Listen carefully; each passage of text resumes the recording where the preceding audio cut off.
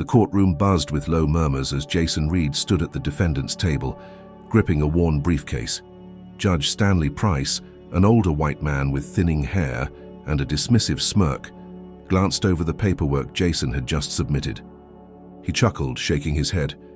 "Representing yourself? Against Wallace and Granger? Son, this'll be over before lunch." The opposing lawyer, Thomas Granger, leaned back, arms crossed, a satisfied grin spreading across his face. Jason, calm but resolute, met the judge's gaze. "Over or just getting started?" He snapped open his briefcase, revealing stacks of documents and a USB drive. What could a self-taught man possibly have against a powerhouse law firm? And how did it come to this moment?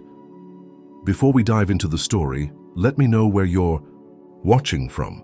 If you stand for justice, hit like and subscribe for more stories like this. 6 months earlier, Jason Reed was just another overworked son trying to keep his family afloat. His mother, Rosa Reed, had spent decades working as a nurse until severe arthritis and a heart condition forced her into early retirement. Jason had once been a promising law student at Howard University, but when his father passed away suddenly, he dropped out to support his mother, working part-time as a delivery driver and a bookstore clerk. The law books he once studied for class now sat on his nightstand, gathering dust. The eviction notice arrived on a rainy Tuesday morning. Jason found it crumpled beneath the welcome mat as he returned from a dawn shift. Bright red letters screamed across the page, "Final notice, eviction date set for November 3rd. His heart pounded in his chest. He sprinted inside, clutching the paper. "Mom," he called, finding her in the kitchen, slowly stirring a pot of oatmeal. The smile on her face faded when she saw his expression. "What is it, baby?" she asked, voice already trembling. Jason hesitated, then placed the paper on the counter. Rosa's hand flew to her chest as she sank into a chair. "But I've been paying. I sent the last check 2 weeks ago." Jason's jaw tightened. "I'll figure this out." He drove straight to Jefferson First Bank, the institution that held the mortgage. The branch manager, Linda McPherson, a middle-aged white woman with a sharp bob and an even sharper tongue, barely glanced at the eviction notice. "Missed payments," she said coolly, tapping her manicured nails against her desk. "We don't make exceptions for sob stories." Jason's anger simmered. "My mom didn't miss payments. She sent the check. I need to see the transaction history." Linda sighed dramatically, clicking through her computer. After a moment, she turned the screen toward him. There it was. Payment returned. Insufficient. "Funds? That's impossible," Jason said, voice rising. "Her account had enough money." Linda leaned in, voice dripping with condescension. "Maybe she forgot to budget for luxuries, like, food." Jason clenched his fists, knuckles whitening. He knew pushing further wouldn't get him anywhere. Without another word, he snatched the eviction notice and stormed out, heart pounding in his ears. His next stop was the local legal aid office. A frazzled paralegal named Trent, barely older than Jason, skimmed the documents and sighed. "Sorry, man, this is complicated. Foreclosure law's tricky and we're swamped. Without a lawyer, it's a long shot." Jason's frustration boiled over. "So you're saying the bank can lie and we just have to take it?" Trent shrugged, already reaching for another case file. "That's the system." Defeated, Jason drove home, only to find his mother sitting on the living room floor, surrounded by old family photographs. She held a faded picture of Jason's 5th birthday party, his father standing tall, holding Jason on his shoulders, while Rosa smiled from the porch of the very house they were about to lose. "I'm so sorry, Jason," Rosa whispered, tears glistening in her eyes. "I failed you." Jason knelt beside her, shaking his head. "No, Mom, you didn't fail me. The system failed us, and I'm not letting them take our home without a fight." That night, Jason dusted off his old law books, spread them across the dining table, and opened his laptop. He didn't know it yet, but he was about to start a battle that would test every ounce of his strength and expose a corruption far deeper than he ever imagined. For the next 2 weeks, Jason Reed barely slept. His days were spent juggling shifts, but his nights belonged to foreclosure law. The dining table became his war room, stacks of legal textbooks, printouts of foreclosure statutes, and a battered laptop running on borrowed time. The smell of stale coffee hung in the air as Jason flipped through another case study, eyes bloodshot but determined. He wasn't just fighting for a house, he was fighting for his mother's peace of mind, for the memories held within those walls, for the dignity they were being stripped of, one notice at a time. Late one night, Jason stumbled upon something odd. The loan modification documents had two different dates for the same signature. One was supposedly signed when Rosa was in the hospital for surgery, a day when she physically couldn't have held a pen, let alone signed a legal document. His heart pounded as he triple-checked hospital records and transaction logs. This wasn't just negligence. This smelled like fraud. The next morning, Jason filed a pro se motion to challenge the foreclosure. It was a long shot, but it was the only shot he had. The court date came faster than expected, leaving Jason standing outside the Jefferson County courthouse in his only suit, one he hadn't worn since his father's funeral. It was a little tighter now, the seams pulling at his shoulders, but it would have to do. His mother, too frail to attend, called him just before he walked inside. "No matter what happens, Jason," she whispered, "I'm proud of you. Your father would be too." Inside, the courtroom was cold and impersonal. Judge Stanley Price sat high on the bench, flipping through paperwork with disinterest. On the other side of the aisle sat Thomas Granger, the lead attorney for Wallace & Granger, flanked by two junior associates. Granger, a tall white man with salt and pepper hair and an air of practiced arrogance, glanced at Jason's worn briefcase and gave a slow, condescending smile. "Mr. Reed," Judge Price drawled, barely glancing up, "representing yourself today, I see. Bold choice." Jason stood tall, ignoring the thinly veiled ridicule. "Yes, Your Honor. I believe my mother's house was wrongfully foreclosed upon, and I have evidence of fraudulent documentation." Granger didn't even stand. He simply waved a hand dismissively. "Your Honor, this is absurd. The defendant defaulted. We followed protocol. This case should be dismissed immediately." Jason's heart hammered in his chest. He stepped forward, holding out the two loan modification documents. "If I may, Your Honor, these two signatures are supposed to be from the same day, but look closely. The handwriting is inconsistent, and the notary stamp is from a notary whose license expired months before the signing date. Further, my mother was in the hospital on the date they claim she signed this." Judge Price sighed, adjusting his glasses as he lazily examined the documents. After a moment, he leaned back, unimpressed. "Even if what you're saying is true, Mr. Reed, it doesn't change the fact that payments were missed. The bank had the right to foreclose." Jason's fists clenched at his sides. "Your Honor, the law protects homeowners from fraudulent foreclosures. If the foundation of the foreclosure is based on false documentation, the entire process is invalid." Granger finally stood, smoothing his expensive suit. "This is nothing more than an emotional appeal from someone grasping at straws. The facts remain unchanged. The house is legally ours now." The judge nodded, almost bored. "Motion denied. The foreclosure stands." Jason froze. He had expected resistance, but not outright dismissal. He opened his mouth to argue further, but the gavel cracked down, sealing the decision. Granger leaned toward his junior associate, smirking. "Told you. They always think they're smarter than the system." Outside the courthouse, Jason stood on the steps, the eviction date now set in stone. He glanced at his phone, reading a text from his mother. "How did it go, baby?" His thumbs hovered over the screen, unsure of what to type. Comment number 1 if you think Jason was treated unfairly and deserves a real chance to prove the truth. And what do you think Jason should do next? Accept defeat or find another way to fight back? Jason sat in his mother's dimly lit hospital room, the sterile beeping of heart monitors filling the silence. Rosa lay resting, her breathing shallow but steady.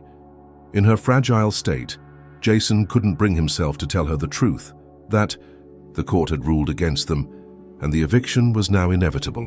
Instead, he squeezed her hand and whispered, "I'm not giving up, Mom, I promise." Back home, Jason sat at the dining table, his war room of documents still scattered across its surface. He stared at the foreclosure papers, frustration bubbling inside him. The law books he'd once trusted now felt like hollow promises. He had done everything by the book, presented clear evidence, and still, the system had brushed him aside like he was invisible. It wasn't just about the house anymore. It was about dignity, justice, respect. As he thumbed through the court documents, his phone buzzed. It was an unknown number. He hesitated, then answered. "Mr. Reed?" a woman's voice asked. "This is Sofia Alvarez. I'm a journalist with the Beacon. I was covering cases at the courthouse and saw what happened with your hearing. I think your case is bigger than you realize." Jason frowned. "Bigger how?" Sofia's voice sharpened. "You're not the only one. I've been investigating foreclosure patterns in Jefferson County, and guess what? Nearly 70% of foreclosures over the past 5 years happened to Black and Latino homeowners. And the same bank, Jefferson First, was involved in almost all of them." Jason's grip on the phone tightened. "You're saying they're targeting people like us?" "Exactly," Sofia confirmed. "I've talked to families who lost their homes under suspicious circumstances. Forged documents, misplaced payments, judges like Stanley Price fast-tracking foreclosures without due process. It's not negligence, it's systemic." Jason's mind raced. The bank, the judge, Granger, they were all threads in the same web. "Can you prove it?" "Not yet," Sofia admitted. "But if we pool what we have, we might be able to build a case. You mentioned forged signatures in court, right? Can you send me copies?" Jason didn't hesitate. He scanned the documents and emailed them over. Hours later, Sofia called back, excitement in her voice. "Jason, you were right. Look at the notary stamp on the loan modification. It's from Carl Simmons, but his license was revoked 6 months before the date on this paper. And get this, the same notary stamp appeared in 3 other foreclosure cases I've been tracking." Jason's breath caught. This was the break he needed. If they could prove the notary was fraudulent, it would unravel the entire case against his mother's home. He leaned forward, heart pounding. "Can we get an official statement on that?" "I'm already on it," Sofia promised. "But it'll take time. The state notary office isn't quick with public requests." Jason couldn't afford to wait. He drove straight to the state notary office, practically running through the glass doors. After an hour of bureaucracy and impatient pacing, an elderly clerk finally handed him a printout. Carl Simmons, notary license, expired March 15th. The loan modification was dated April 3rd. Jason stared at the paper, barely able to believe. This wasn't just a clerical error. It was fraud, plain and simple. Back home, Jason cross-referenced the foreclosure timeline. That's when he noticed something even more damning.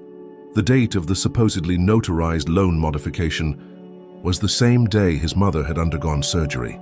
She'd been under anesthesia when they claimed she signed the papers. It was impossible. He sat back, running a hand over his face. His mother's health had made her an easy target. The bank hadn't just stumbled into this mistake. They'd counted on her vulnerability, knowing she'd be too sick to fight back. Jason clenched his jaw. They'd picked the wrong family to exploit. With the fraudulent documents in hand and Sofia's investigation backing him up, Jason had something. Stronger than hope now, he had evidence. And this time he was going to make sure the court couldn't ignore it. Armed with the notary office's official statement and Sofia's supporting research, Jason Reed returned to the courthouse with renewed determination. This time, he filed an emergency motion to halt the foreclosure, citing fraud and forgery. It was a long shot, but with undeniable evidence in hand, Jason believed the court would have no choice but to listen.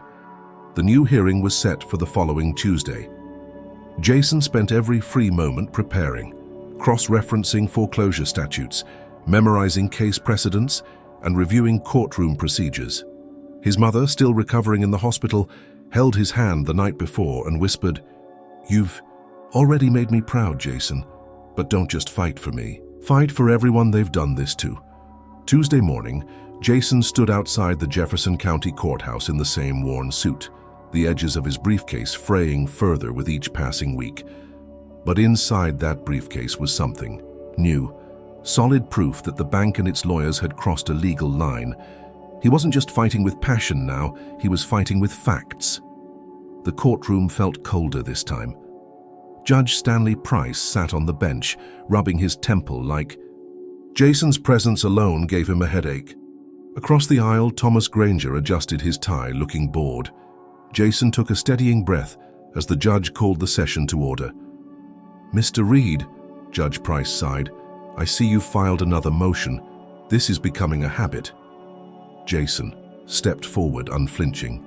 "Yes, Your Honor, because the court deserves the full truth. I'm submitting into evidence an official statement from the State Notary Office confirming that the notary, Carl Simmons, whose stamp appears on my mother's loan modification, had his license revoked weeks before the supposed signing date. Further, hospital records show my mother was under anesthesia on the day the bank claims she signed these papers. The courtroom, previously lulled into indifference, stirred with murmurs. Even Granger's smirk flickered ever so slightly. Jason continued, voice steady despite the adrenaline coursing through his veins. "This isn't just a mistake, Your Honor.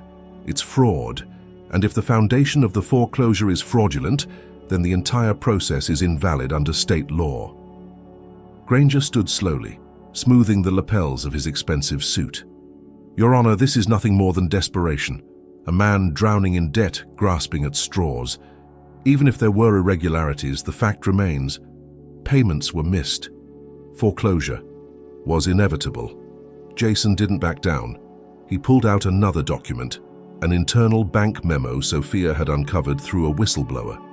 It detailed an internal policy at Jefferson First Bank, specifically targeting minority homeowners for expedited foreclosure processing under the guise of financial mismanagement. Judge Price frowned, finally looking up from his papers. "Mr. Granger, can you explain this?" Granger's eyes narrowed as he read the document. His silence spoke volumes. "Your Honor," Jason pressed, "I'm asking the court to halt the foreclosure immediately and initiate an investigation into Jefferson First Bank and its legal representatives for submitting falsified documents to this court." The judge leaned back, clearly annoyed. He rubbed his chin for a moment, then gave a dismissive wave. "Motion denied. Foreclosure stands." The words hit Jason like a punch to the gut. He blinked, unable to process what he'd just heard. "What? Your Honor, you just saw proof of fraud. How can you ignore this?" Judge Price's gaze hardened. "Watch your tone, Mr. Reed. The court has made its decision." Jason stood frozen as Granger smirked, gathering his papers with the air of a man who had already won before the game even started. The gavel came down, final and unforgiving. Outside the courthouse, Jason leaned against a cold marble column, the world spinning around him. His phone buzzed. It was Sophia. "What happened?" she asked, breathless. "They denied the motion," Jason muttered, disbelief lacing his words. Even with the proof right in front of him. There was silence on the line before Sophia spoke again, her voice edged with anger. "They're protecting someone, Jason. This goes higher than we thought. Granger, the judge, the bank, they're all connected." Jason closed his eyes, exhaustion washing over him. He'd done everything right, followed the law, presented the facts. And still, the system had slammed the door in his face. Comment: Number 1, if you think Jason was robbed of justice and deserves a fair trial. How deep does this corruption go? And more importantly, what should Jason do next? Walk away or push harder, even if it means risking everything? Jason Reed walked out of the courthouse, the weight of injustice pressing down on his chest like a boulder. He had exposed clear evidence of fraud, but Judge Price had shut him down without a second glance. It wasn't just about the house anymore. This was personal. The system wasn't broken. It was working exactly as intended, protecting the powerful while grinding people like Jason and his mother into the dirt.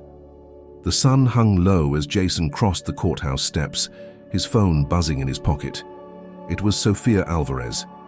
"Jason," she said, voice tense. "I did some digging. Judge Price has a financial stake in Jefferson First Bank. He owns shares through a shell company registered under his wife's maiden name. That's why he dismissed your case without blinking." Jason stopped cold on the sidewalk. "He's profiting from the same bank stealing homes from black families?" "Exactly," Sophia confirmed. "And Granger? He's not just representing the bank. He's on the board of the local property development council, Guess who buys up foreclosed homes for pennies on the dollar? They're flipping them and selling them to developers. Jason's hands trembled with rage. They're running a damn pipeline, foreclose, flip, profit, and they're targeting minority homeowners because they think no one will fight back. Sophia's voice softened. You fought back, Jason, harder than anyone else. That's why they're doubling down. The warning came too late. Jason reached his car, parked down the block from the courthouse. As he unlocked the door, a sharp whistle cut through the air. He glanced up to see 3 men standing near the corner, leaning against a pickup truck with oversized tires. Confederate flag decals lined the back window. Hey boy, one of them called. A burly man in a grease-stained baseball cap sauntered forward, smirking. How'd it feel getting schooled in there? Thought you were smart enough to beat the system? Jason ignored them, sliding into his car. He'd dealt with harassment before. Words couldn't hurt him. But as he reached for the ignition, something hard slammed against the passenger side window. A beer bottle. Shattered glass rained into the seat. Oops, the man sneered, his buddies laughing behind him. Guess you'll need a handout to fix that. Jason's heart pounded, but he kept his composure. He put the car in reverse, tires squealing as he backed out and sped down the street. In his rearview mirror, he saw the men climb into their truck, still laughing, still jeering. He tried to brush it off as an isolated encounter until he got home. The front door of his apartment hung slightly ajar, the lock splintered. Jason froze on the threshold, adrenaline spiking. Slowly, he pushed the door open, revealing chaos inside. His living room had been ransacked, couch cushions slashed, papers strewn across the floor. His laptop, where he'd stored all his legal research, lay in pieces beside the overturned coffee table. On the wall, scrawled in bright red spray paint, were 2 words, "Stay down." Jason staggered back, breath coming in sharp bursts. This wasn't random, this was a message. The system hadn't just rejected his plea for justice, it was punishing him for daring to speak up. He called the police, knowing full well it was pointless. When the officer arrived, a middle-aged white man with a bored expression and mirrored sunglasses, he barely glanced at the wreckage. Looks like a break-in, the officer muttered, scribbling lazily in his notepad. Probably. Some kids, you leave the door unlocked? Jason's jaw tightened. No. And the message on the wall? That's not random vandalism. The officer shrugged. Could be gang-related. Jason stepped closer, fists clenched. Gang-related? That's not a gang threat. That's intimidation. I've been fighting a foreclosure case against Jefferson First Bank. Their lawyers— Stop right there, the officer interrupted, snapping his notebook shut. If this is about some civil dispute, it's got nothing to do with us. File a report online if you want, but don't waste my time. With that, the officer turned and walked out, leaving Jason standing amid the ruins of his home. Shaking with fury, Jason called Sophia. They broke into my place, smashed everything, left a threat on the wall, and the cops couldn't care less. Sophia cursed under her breath. They're trying to break you, Jason. They want you scared, quiet, gone. Jason wiped sweat from his brow, staring at the wreckage around him. His mother's eviction was days away. His home was destroyed. The system was closing ranks, protecting itself at all costs. But Jason Reed had never been the type to back down. If they thought fear would silence him, they didn't know who they were dealing with. Jason sat on the floor of his trashed apartment, broken glass crunching under his shoes as he tried to gather what little remained of his documents. His laptop was beyond saving, but the physical copies of foreclosure papers and the notary fraud statement were still intact, scattered across the floor like the remnants of his hope. His phone buzzed beside him. Sophia Alvarez. Jason, she said, voice tight with concern. I just heard what happened. They're escalating. This isn't just about your case anymore. They're trying to scare you into silence. Jason leaned his head back against the wall, exhaustion weighing down every limb. Yeah, well, they're doing a damn good job. My mum's still in the hospital, the eviction clock's ticking, and now I don't even have a place to sleep. Sophia paused, then her tone sharpened.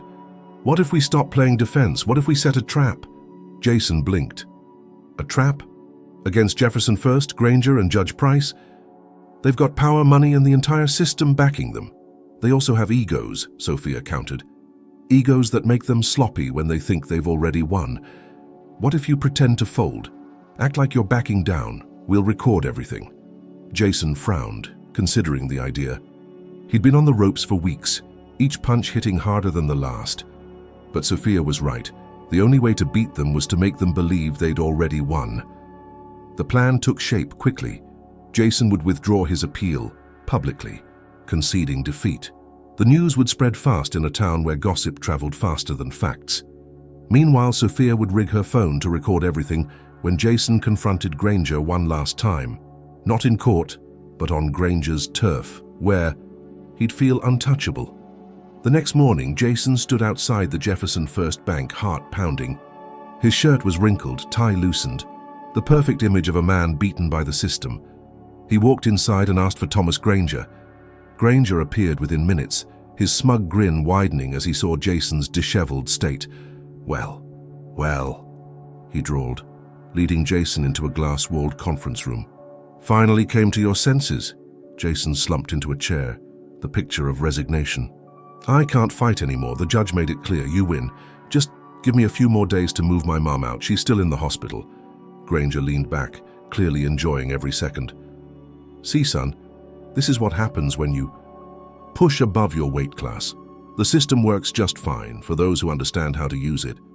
Jason swallowed his pride and asked, You really had to forge documents to win, though? I mean, you had the upper hand. Why risk it? Granger chuckled, shaking his head. Risk? There's no risk when the judge is on your payroll and the notary works for peanuts. We do this all the time. People like you don't read the fine print. You're too busy trying to survive. Jason nodded slowly, pretending to accept the insult. But Sophia, sitting 2 tables away with her laptop open, was catching every word through the Bluetooth connection in Jason's pocket. Granger stood, slapping Jason on the shoulder. Get your stuff out by Friday. And here's some free advice. Next time you think about fighting the system, remember how fast it crushed you. Jason didn't respond. He didn't need to. The recording spoke for itself. That night, Jason and Sophia sat in her cramped apartment, listening to the playback. Every word, every smug confession, crystal clear. Sophia's fingers flew across her keyboard as she prepared an encrypted file to send to the state attorney's office, along with the evidence of the fraudulent notary and the internal memo about minority-targeted foreclosures. This, Jason muttered, staring at the screen, could actually blow the whole thing wide open. Sophia nodded. If the state takes it seriously. But Granger and his people won't go down quietly. You just painted a target on your back. Jason sighed, running a hand through his hair. It's worth it. The file was sent. Jason leaned back, exhausted but hopeful for the first time in weeks. But as the night stretched on without a response, anxiety crept back in. The system had protected Granger and Price before. Would this time be any different? Comment number 1 if you think Jason made the right move by setting the trap. Will this be enough to take down the corrupt system? Or has Jason just provoked a retaliation he can't survive? What do you think will happen next?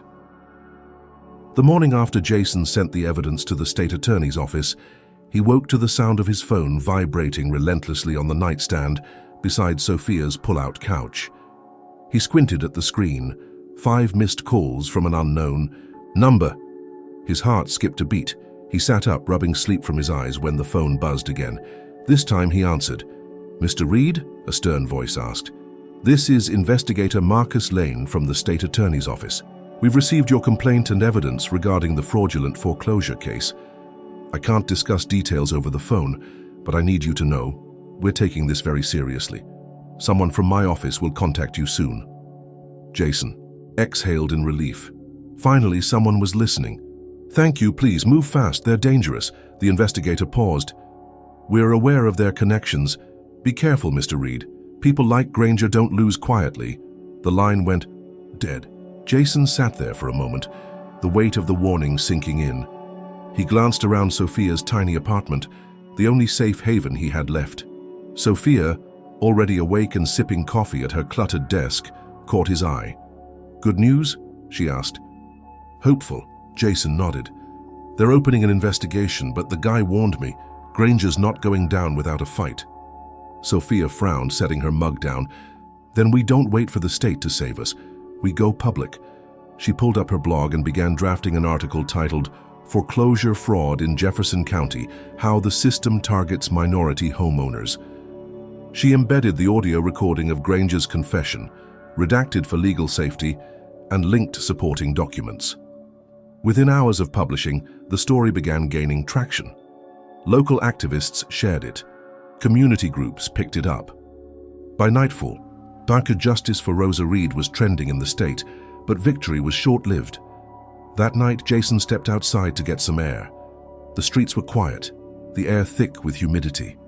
He stood by Sophia's rusted mailbox, stretching his arms when the hairs on the back of his neck prickled. Someone was watching. He turned slowly. A dark SUV idled across the street, its headlights off. The silhouette of a man sat in the driver's seat, unmoving. Jason's pulse quickened. He pulled out his phone, pretending to check messages as he snapped a quick photo of the SUV. Before he could call Sophia, the engine roared to life and the vehicle sped off into the night. Jason rushed back inside, locking the door behind him. "Sophia," he called, breathless. "They know." She stood from her desk, eyes wide. "What do you mean?" Black SUV watching the house. "We hit a nerve." Sophia's face hardened. "Good. That means they're scared. But fear cuts both ways." Around midnight, Jason was jolted awake by a deafening crash. He shot up, heart pounding, as the acrid scent of smoke filled the room. Flames flickered outside the living room window. Someone had set fire to Sophia's car, parked just outside. "Get out," Jason shouted, shaking Sophia awake. They grabbed essentials, phones, wallets, Sophia's laptop, and stumbled out the back door, coughing through the thickening smoke. Neighbors stood on the sidewalk, some filming the blaze, others calling 911. The fire department arrived within minutes, but the car was already a total loss. A deputy, one Jason recognized from the courthouse, the same one who'd dismissed his earlier vandalism report, stood near the fire truck, jotting notes like he was checking off a grocery list. "Another accident?" Jason muttered, voice dripping with sarcasm as he approached the deputy. "Or are you going to tell me it was kids again?" The deputy didn't even look up. "Car fires happen. Nothing we can do without a suspect." Jason stepped closer, fists clenched. "This isn't random. They're retaliating because I exposed them." The deputy finally met Jason's gaze, a slow smile curling his lips. "Then maybe you should have stayed quiet. It wasn't just the bank. It wasn't just Granger. The whole system was complicit." Sophia pulled Jason back before things escalated further. "We need to leave now." They packed what little they had and drove to a cheap motel on the outskirts of town. Jason paced the worn carpet while Sophia sat on the edge of the bed scrolling through her phone. "The article's blowing up," she muttered. "But look at the comments. Half the people think you're making it up, saying you're trying to scam the system." Jason ran a hand down his face, exhaustion washing over him. "They're controlling the narrative, using bots, trolls, anything to discredit us." His phone buzzed again. This time it was a text from an unknown number. "Back down, last warning." Attached was a photo, his mother's hospital room taken from outside the window. Jason's blood ran cold. He didn't think. He just grabbed his jacket and headed for the door. "Jason!" Sophia called, chasing after him. "Where are you going?" "To the hospital," Jason snapped. "If they touch my mom, stop!" Sophia blocked the doorway, eyes wild. "That's what they want. They're baiting you into making a mistake." Jason froze, chest heaving. She was right. He was running on fear and fury, exactly what Granger's people were counting on. He stepped back, fists trembling. Sophia exhaled in relief. "We need proof they're behind this, something undeniable." Jason's eyes darkened. "Then it's time we turn their own tactics against them." They didn't sleep that night. Instead, they planned. Jason wasn't just fighting for a house anymore. He was fighting for survival, and if Granger wanted a war, Jason was ready to give him one. The sun barely crested the horizon when Jason Reed stood outside the Jefferson County Courthouse, staring at its cold gray facade. His suit, freshly pressed but still worn at the edges, hung loosely on his frame, He'd lost weight from stress and sleepless nights. Beside him, Sofia Alvarez clutched her laptop, her face set in grim determination. "Ready for this?" she asked quietly. Jason exhaled, tightening his grip on the briefcase holding every shred of evidence they'd collected. "I have to be." But this time, Jason wasn't walking into court alone. The night before, he'd filed a motion under seal with the state attorney's office, presenting the audio confession from Granger, the fraudulent documents and the threats he'd received. To his surprise, the investigator Marcus Lane moved fast, faster than Jason thought possible in a system designed to protect the powerful. Lane issued a federal subpoena for Thomas Granger, compelling him to testify under oath. The court clerk called the case Reed v. Jefferson First Bank. Jason stepped forward, heart pounding, as Judge Stanley Price adjusted his glasses, his face tightening at the sight of Jason standing tall instead of broken. "Mr. Reed," Judge Price drawled. "Back again? Haven't you had enough of wasting this court's time?" Jason ignored the jab. "Your Honor, I'm submitting new evidence under Rule 60B-3, proving fraud in the foreclosure proceedings. Additionally, I'm requesting a stay on the eviction." "And calling Thomas Granger to the stand under federal subpoena," the courtroom murmured. Granger, seated at the plaintiff's table, shot up, his face flushing red. "Objection, Your Honor. This is outrageous. Mr. Reed is grandstanding." Judge Price's eyes flickered with irritation, but the moment he saw the subpoena, his demeanor shifted. This wasn't a pro se litigant playing lawyer anymore. This was real. "Objection overruled," the judge muttered reluctantly. "Mr. Granger, take the stand." Granger adjusted his tie, glaring daggers at Jason as he approached the witness box. The bailiff swore him in, and for the first time since the battle began, Jason felt the power shift. Jason approached, calm and methodical. "Mr. Granger, you testified earlier that all foreclosure documents were properly signed and notarized. Is that correct?" "Yes," Granger snapped, "and it still is." Jason held up the fraudulent loan modification agreement, now marked with a bright red exhibit, a tag. This document, notarized by Carl Simmons, was central to the foreclosure. "Are you aware Mr. Simmons lost his notary license weeks before this signature was dated?" Granger's jaw tightened. "I wasn't responsible for reviewing the notary's status." Jason didn't flinch. "Yet you presented this document as valid, knowing it facilitated an illegal foreclosure. Are you also unaware that my mother was in the hospital, under anesthesia, on the day this was allegedly signed?" Granger shifted in his seat. "That's hearsay." "Hospital records, Exhibit B," Jason countered, holding up a thick stack of papers. "And let's talk about the internal memo from Jefferson First Bank, stating that minority homeowners were prioritized for expedited foreclosure processing. Did you have knowledge of that policy?" I don't recall," Granger muttered, eyes darting toward Judge Price. Jason stepped closer, voice steady. "Do you recall admitting, on record, that you used forged documents and manipulated the system because, and I quote, people like me don't read the fine print?" The courtroom fell into stunned silence. Jason pressed a button on his phone, and Granger's own voice filled the air. "We do this all the time. People like you don't read the fine print. You're too busy trying to survive." Granger paled. He jumped to his feet. "Objection. This recording is inadmissible." But Judge Price's face had gone rigid. "Sit down, Mr. Granger." Jason didn't miss the flicker of panic in the judge's eyes. He pushed harder. "One last question, Mr. Granger. Are you aware that under 18 U.S. Code Parv 1341, foreclosure fraud involving fraudulent documents constitutes wire and mail fraud, punishable by up to 20 years in federal prison?" Granger swallowed hard, sweat beading on his forehead. I need to consult my attorney."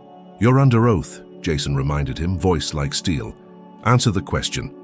Before Granger could speak, the back doors of the courtroom swung open. Investigator Marcus Lane entered, flanked by two plainclothes federal agents. Lane held up a folder. "Your Honor, the state attorney's office has opened a formal investigation into Jefferson First Bank and Wallace & Granger for mortgage fraud, civil rights violations, and racketeering." Judge Price's face drained of color. He banged his gavel. Order in the court." But the room had already erupted. Granger slumped in the witness chair, defeated. Jason stood tall, gripping the edge of the table to steady himself. He'd done it.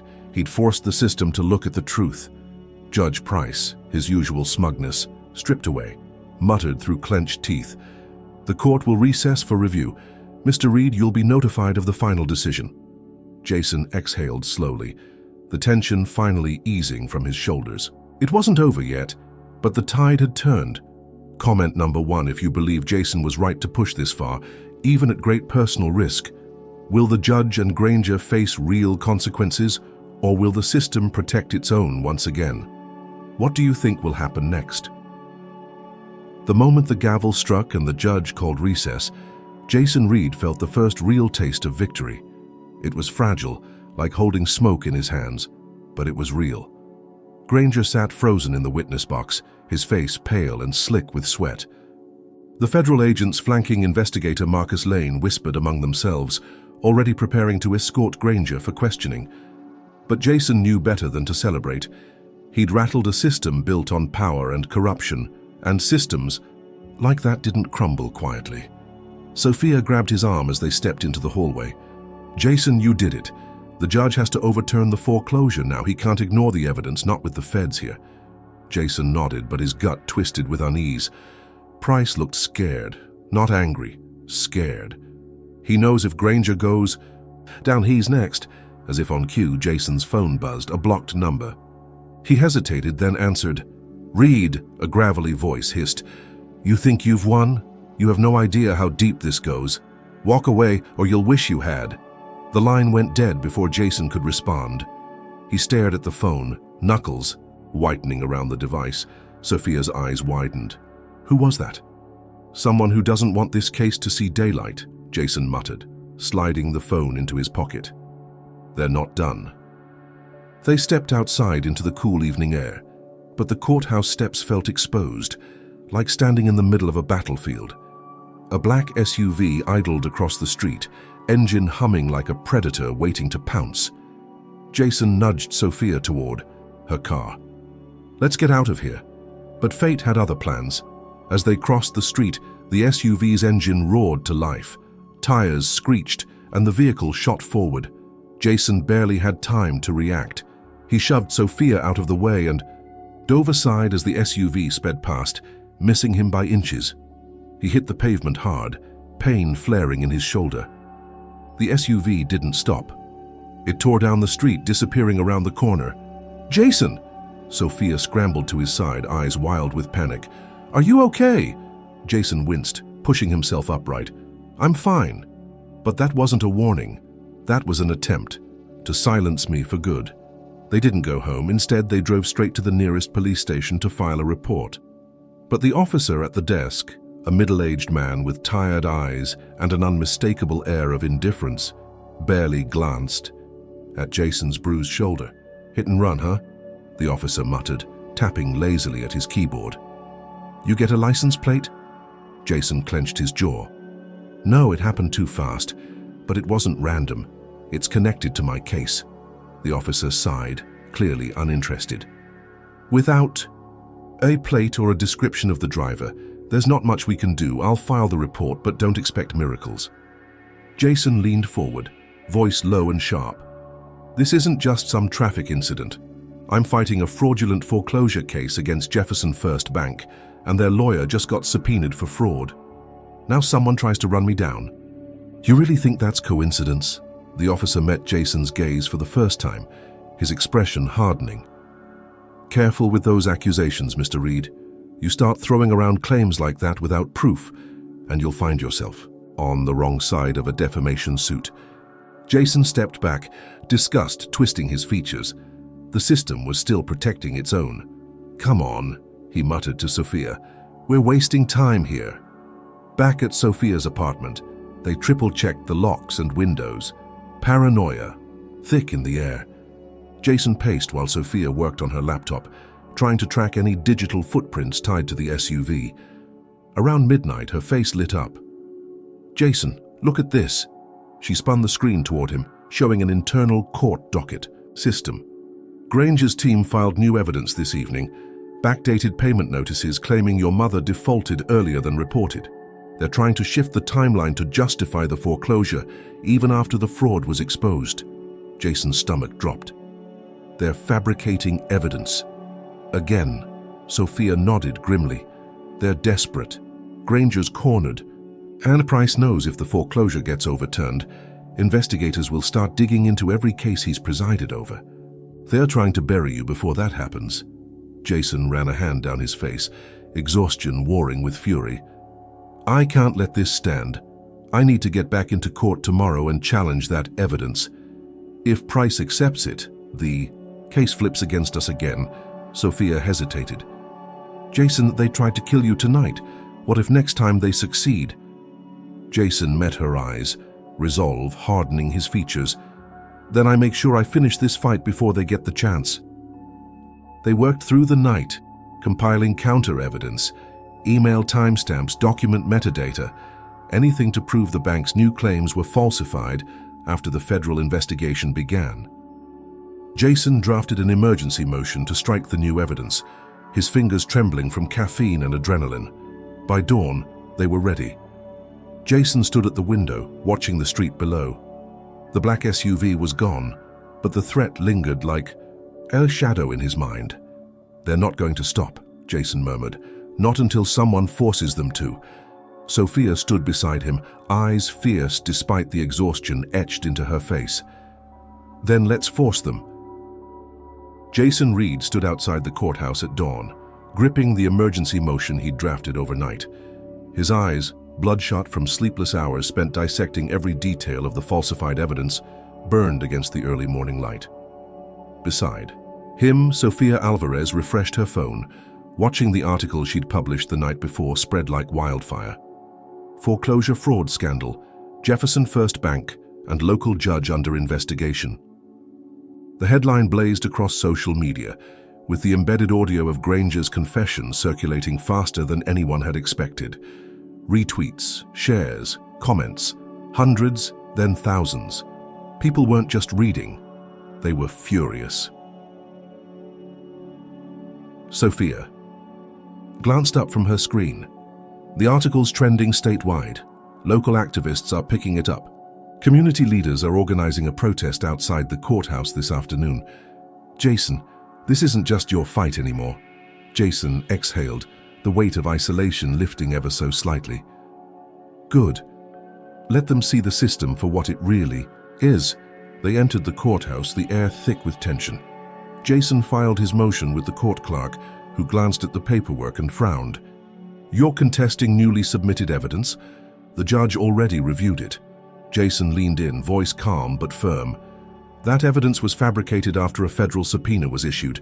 If Judge Price accepted it without scrutiny, he's complicit in evidence tampering. Do you really want your name attached to that? The clerk paled, quickly stamping the motion and filing it. The judge will see you shortly. Word traveled fast. By the time Jason and Sophia stepped into the courtroom, it was already half full. Reporters, community organizers, even a few homeowners Jason recognized from neighborhoods hit hardest by foreclosures. Whispers buzzed through the gallery, people passing around phones with Sophia's article pulled up. The tide was turning. Judge Stanley Price entered, his usual air of arrogant authority noticeably shaken. He glanced toward the gallery, clearly unsettled by the unexpected crowd. His gaze landed on Jason, narrowing with thinly veiled hostility. Mr. Reed, the judge drawled, you've filed yet another emergency motion. This court is not a revolving door for your grievances. Jason stepped forward, holding up the falsified documents Granger's team had submitted. Your Honor, I'm contesting evidence submitted after federal authorities began their investigation. This so-called payment default notice is dated 6 months ago. Yet the metadata from the bank's own system shows it was generated less than 24 hours after Mr. Granger's subpoena. I'm requesting an immediate forensic review. The courtroom rippled with murmurs. Judge Price's face darkened. Mr. Reed, unless you have concrete proof, I do. Jason didn't flinch. I've submitted a sworn affidavit from a former bank employee, Exhibit C, who confirmed that backdating documents is standard practice for covering fraudulent foreclosures. She provided email correspondence between Granger's office and Jefferson First Bank, instructing them to clean up the paper trail after the federal investigation began. Sophia passed the exhibits to the bailiff, who delivered them to the bench.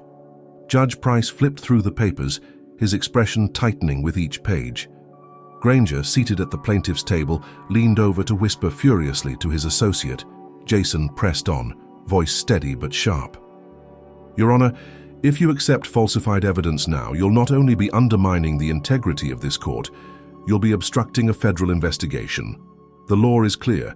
Submitting fabricated evidence in an active case constitutes perjury and fraud upon the court. I'm asking for an immediate ruling to strike the new evidence and to dismiss the foreclosure with prejudice." Judge Price's knuckles whitened as he gripped the edge of the bench. He was cornered, and he knew it. For the first time in Jason's long, grueling battle, the balance of power had shifted. Before the judge could speak, the double doors at the back of the courtroom swung open.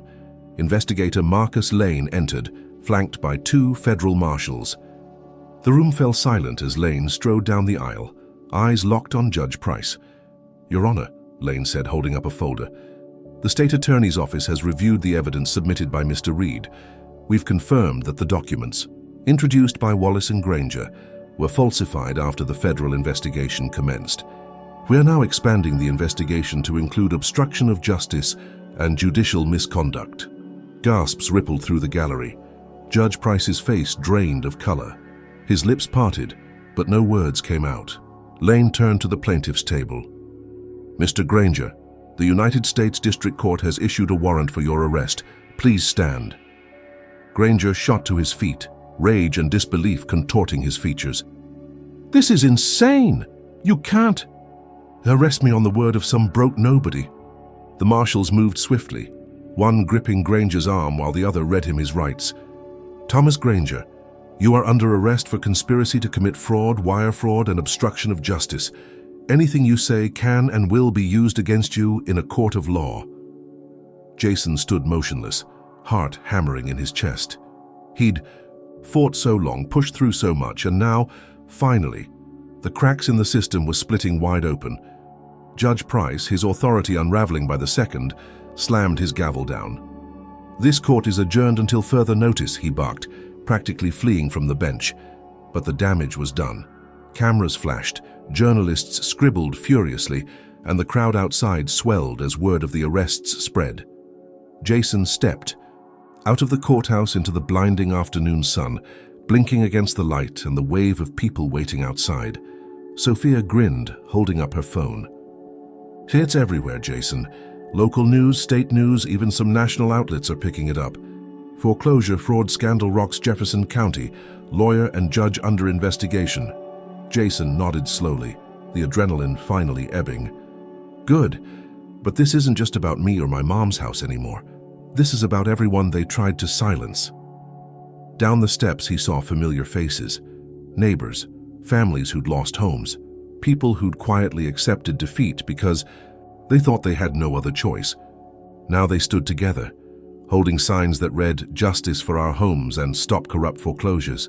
The system had tried to break Jason, to crush him under the weight of its indifference and corruption. But now, with the truth exposed, and the community rising alongside him, Jason Reed stood taller than ever. This fight wasn't over, but for the first time, it finally felt winnable. The day of the final court appearance dawned with a crisp chill in the air, but Jason Reed barely felt it.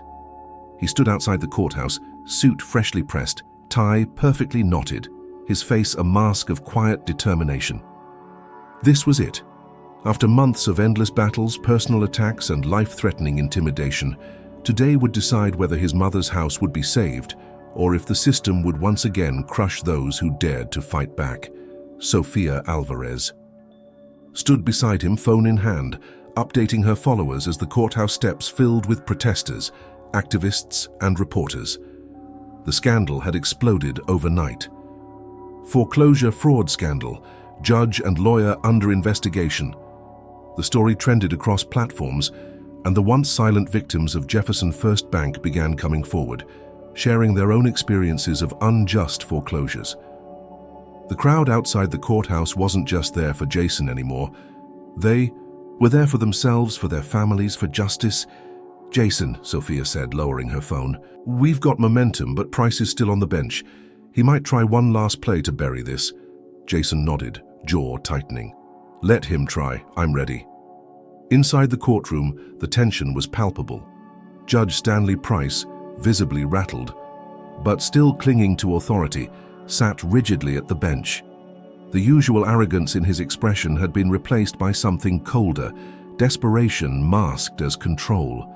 His gavel came down sharply. "Court is now in session," Judge Price announced, voice taut. "This hearing will determine the validity of the foreclosure against Rosa Reed's property, as well as address allegations of fraudulent documentation." Jason stood, adjusting his tie as he approached the defendant's table. Across from him sat Jefferson First Bank's replacement counsel, a young, sharp-looking woman named Victoria Steele, brought in after Granger's arrest. She radiated confidence, but Jason could see the cracks beneath her polished exterior. She was here to clean up a mess too big to sweep under the rug. "Mr. Reed," Judge Price drawled, "you may present your final argument." Jason stepped forward, holding up a thick folder.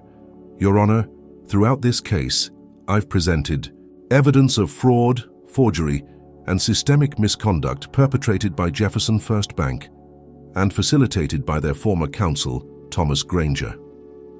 Despite multiple attempts to dismiss and intimidate, the facts remain clear and uncontested." He held up the forged loan modification agreement, now stamped with a fraudulent label from the state attorney's office. This document, central to the bank's foreclosure claim, bears the signature of a notary whose license was revoked months before the signing date.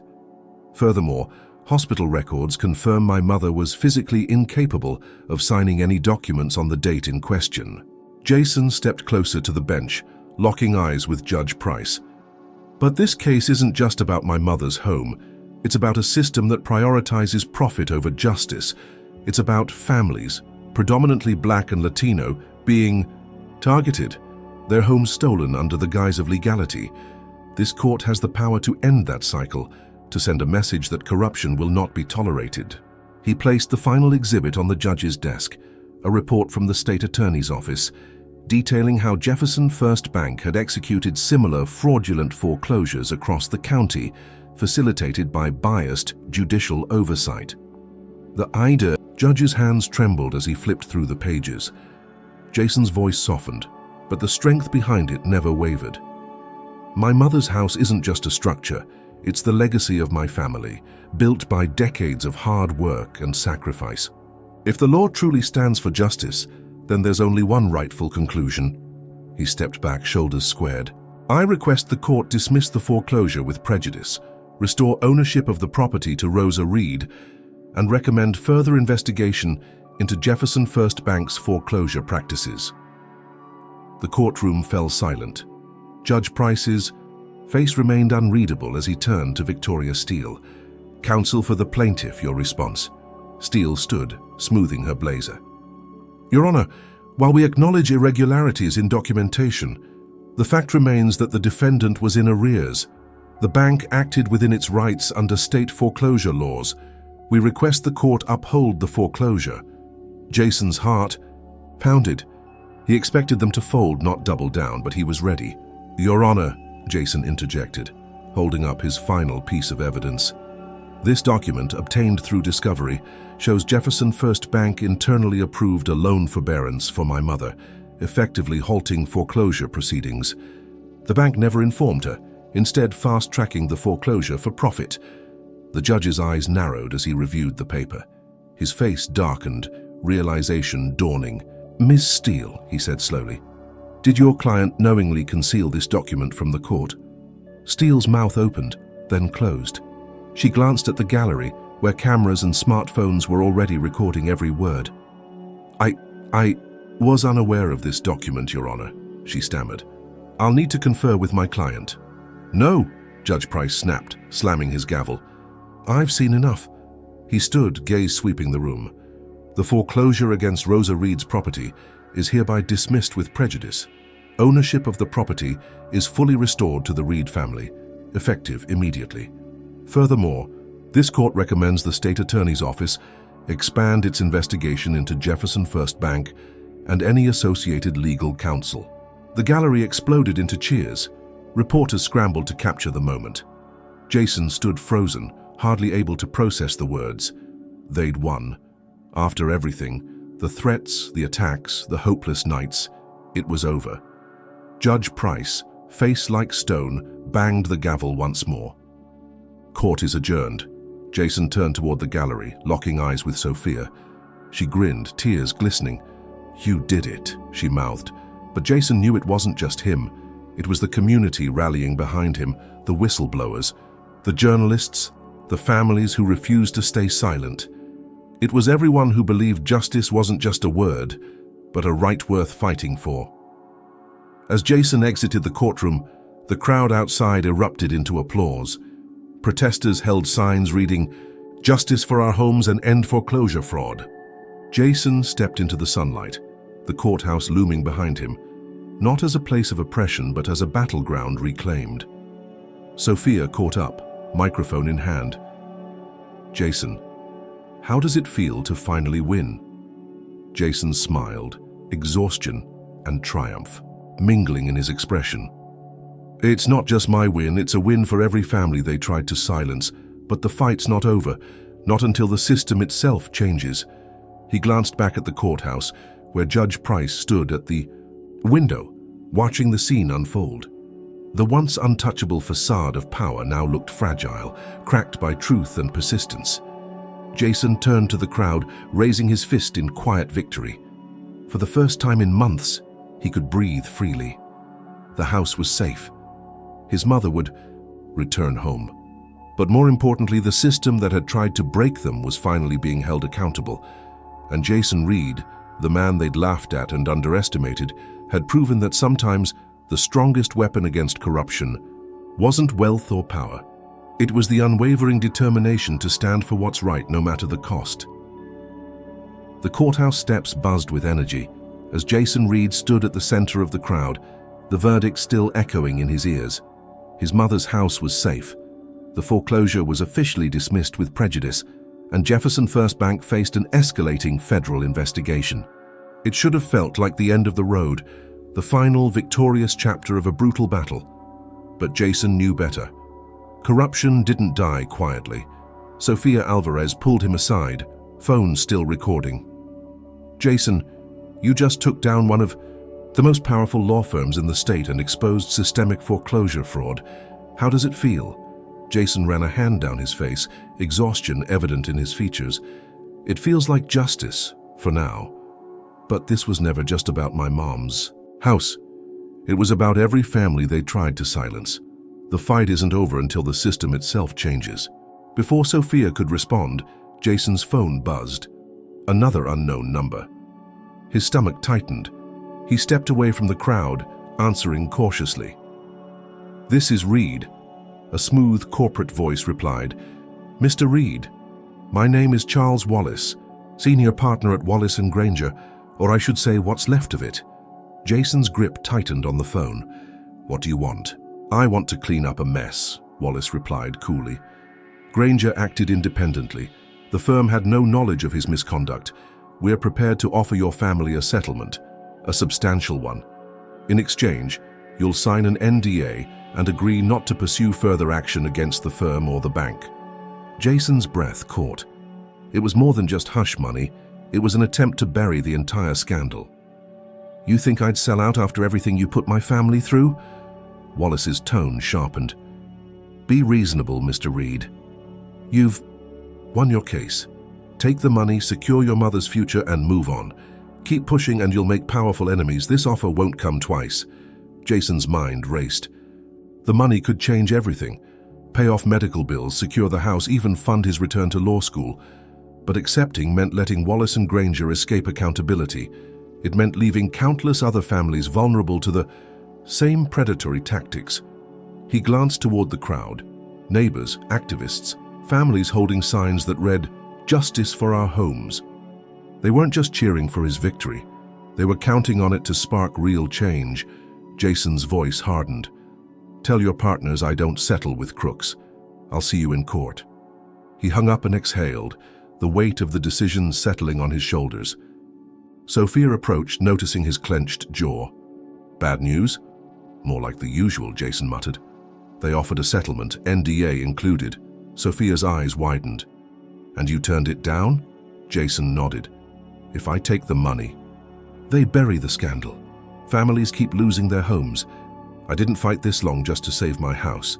Sophia smiled, pride shining through her exhaustion. "You really are a stubborn son of a gun, Reed." Days turned into weeks, and the fallout spread like wildfire. The state attorney's office expanded its investigation, uncovering a web of corruption that extended far beyond Granger. Jefferson, First Bank, faced multiple lawsuits, and Wallace and Granger, once untouchable, crumbled under the weight of federal scrutiny. Judge Stanley Price quietly resigned, citing personal reasons, but insiders knew the truth. He'd been forced out to avoid criminal charges. Jason's victory wasn't just personal anymore. It was systemic. His story headlined local news stations, then national ones. Families who'd once felt powerless now had a voice, and class action lawsuits flooded the courts. The state legislature even proposed new homeowner protection laws, unofficially dubbed the Reed Act. But for Jason, the most meaningful moment came one quiet afternoon, standing on the creaky front porch of his mother's house, the house they'd nearly lost. Rosa Reed sat in her favorite rocking chair, the same one Jason had watched her relax in as a child. She smiled, the lines on her face softening in the golden sunlight. "You did it, baby," she murmured, squeezing his hand. "You didn't just save our home, you gave people hope." Jason swallowed hard, emotion tightening his throat. "I couldn't have done it without you, Mom. Your strength kept me going." Just then, his phone buzzed again. This time, it was an email from the University of Georgia School of Law. Jason opened it, eyes widening. He'd been accepted into their night program, his old dream reignited by a battle he never expected to fight. Sophia leaned over his shoulder, reading the email. "Well, look at that. From self-taught courtroom warrior to official law student." Jason chuckled, shaking his head. "Guess I can't back down now." As the sun dipped below the horizon, Jason stood on the porch, looking out at the street he'd known his whole life. The fight had cost him more than he ever imagined: safety, sleep, peace of mind.